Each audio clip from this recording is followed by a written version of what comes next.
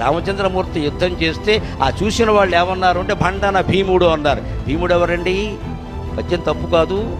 రామచంద్రమూర్తి యుద్ధంలో భీముడు లాంటి వాడు. భీముడు ఎప్పటివాడు? భారతకాలం. రాముడు ఎప్పటివాడు? రామాయణ కాలం. రాముడిని భీముడితో పోల్చడం ఏంటి? రామదాసు గారి ఉద్దేశం అది కాదు. భీముడు అంటే శివుడు. దాక్షారం వెళ్ళండి, భీమేశ్వర స్వామి. భీముడికి ఆ పేరు ఎందుకు పెట్టారంటే కుంతీదేవి ఎందుకు పెట్టిందంటే శివుడు పేరు పెట్టి. భీముడు అంటే శివుడు. భండన భీముడు అంటే యుద్ధంలో శివుడు లాంటి వాడు. త్రిపురాసుర సంహారం చేసేటప్పుడు పరమశివుడు ఎంత పరాక్రమం చూపించాడో, రావణాసురుని చంపేటప్పుడు రాముడు అంత పరాక్రమం చూపించాడు. అందుకని రామదాసు ఆయన భండన భీముడు, ఆర్తజన బాంధవుడు, బాణతూణ గోదండ కళా ప్రపూర్ణ భుజతాండవ కీర్తికి, బాణంతో అంబల పొదితో ధనుస్సుతో ఎప్పుడూ నిండుగా కనపడేటువంటి మా రాముడికి మించిన దైవం లేడు అని పెద్ద ఏనుగునెక్కి దాని మీద వేదండాన్ని ఎక్కి పెద్ద కోదండవుడు పట్టుకుని డప్పు పట్టుకుని చాటిస్తా ఇంకెవరూ రాముడిని మించిన దైవం ఉన్నాడని అనడానికి వీల్లేదు అని సగర్వంగా చాటినవాడమ్మా.